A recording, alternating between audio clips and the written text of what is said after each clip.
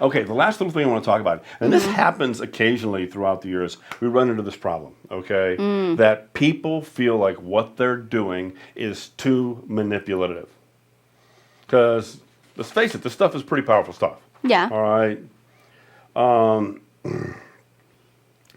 But it says, he's worried about influencing them in ways that might not be in their best interest. Okay, number one, don't do that, all right? Well, I mean, I think also because he said that he doesn't feel he has himself completely together, so what right does he have? Yeah, it depends. I mean, if your product is getting your shit together, you should probably... Right, have your crap together. No. But the thing is, it's... You said crap. Your shit, okay. So, anyway, but the thing is, I mean, that's a mindset problem, generally.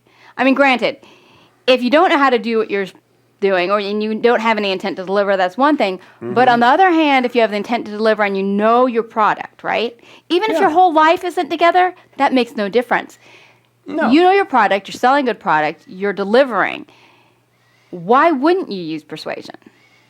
Right? Yeah. I mean, honestly, we hear this time and time again. It's like, well, what if, and the two words in the English language that I think if I had a chance I could get rid of, that one phrase. What if I make a mistake? What if I talk somebody to do something that is not good for them? What if, what if you're a fake and phony and stuff like that? Well, that's an issue. But so now, two things. One is what I said earlier, which is you're not making anybody do anything. People are going to have friends, talk to people, buy things, date people. They're there for a reason. Generally, they're there for a reason. You're not going to force anybody to do anything. They're generally going down a path. You're helping nudge them in one direction or another, right? That's all you're doing. If it's completely wrong for them, the odds of you persuading them without lying to them are very low. Now, granted, if it's completely wrong for them but right for one of their friends, that's how you get a referral. But the second thing is this. Just the fact that you feel this way means that you won't misuse the tools, probably. Yeah. Because it's people who have no ethics, who don't give a crap about other people, who I worry about. People who are concerned about how they affect other people, how they affect other people's lives. Hey, you're who I want to have these skills. Yeah, you are our target customer. You are. Because Okay. you're the kind of person who I can feel comfortable handing this toolbox to and saying, I know you won't abuse it, right? I know you'll nudge people in directions.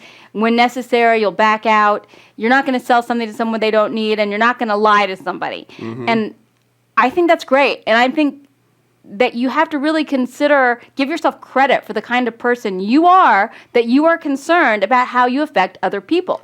And the reality of the the reality is this, all right?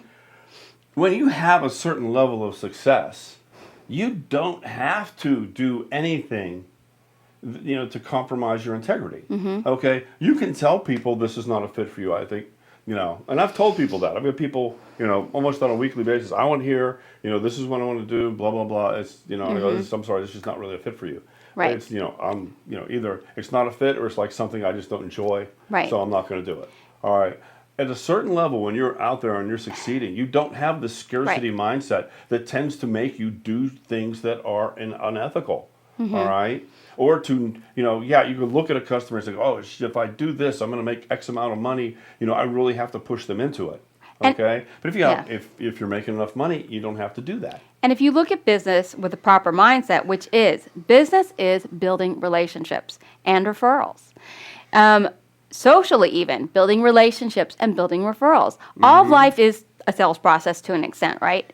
With the people you know, with people you love, with in your business, any kind of business.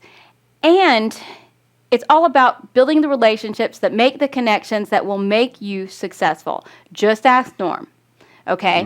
His business, anybody who we've had who were extremely happy about their sales processes, it's referral-based usually at some point because they have done right by their clients or they have done right by somebody who wasn't a good fit, and that person has referred them to somebody else. That person feels comfortable enough to hand them their friends and say, here, I trust you to take care of them. Yeah. Right? So it's building relationships using these skills to build good relationships and to nudge people in the right direction, in a good direction for them. Yeah. Right? I mean, the worst thing is when I've referred somebody and they've screwed me over, my friend over, and I can't refer them anymore. Right? The worst thing for me is when I deal with somebody, but I know that that they're not quite on the up and up, and I'll deal with them because I can handle them, but there's no way I'd ever introduce them to my friends. That's not the business you want to build, and that's not the social relationships you want to build. Yeah. I mean, Or those aren't, sorry. yeah. I mean, you could ask Norm. Yeah. Dylan, has. Oh, that's has true. become Dylan's here. I forgot. Really good at this. Oh, yeah. I mean, he's got like referrals right and left because he makes people feel good. They want to deal with them, and he takes care of them, and he never does anything. He doesn't have to do anything unethical. All right? You don't have to rob a bank if you got a bunch of money. These skills will make you that much more successful. Okay? These simple things, even these 3 things we covered today, all right, will make you so much more successful that you're not even have to ask yourself this question. Okay? If you go, would you lead them in a direction that's not good for them? If it was not good for them, I'd tell them to go someplace else. Right. I would never even consider it. Okay? I don't have to because it'll be good for the next guy and we're better fit and I'm okay because, clients fall from the sky. Well, there are a lot of potential clients out there. That's true. Yeah, So, look, the more you learn this, especially for you new guys who are here, all right, and girls, all right, the more you learn about what we're doing here, if you have even an inkling of this stuff is that powerful. You could really, really, really misuse it if you felt like it, and you'd probably be out of business in a year. All right. Well, that's true too. Okay. Because once you burn your market. Yeah, I mean, sooner or later, you've got to, if you got to deliver what you felt that make them feel good about. All right. If you don't deliver, I don't care what good of an anchor or rapport you have, sooner or later it's going to go away. I mean, we've got a guy, we used to love this guy. We've got several houses. He sold us air conditioners. He was the best guy on the planet, okay? And unfortunately, his company became really unethical and pushing a really crap product. And he's like, don't buy this off of them. It's horrible. And, we can't do business with him because he's tied to this company. But, we had that relationship where he would go like, no, don't do that. I mean, the funny thing is when you use these skills too, you're building a relationship and building trust.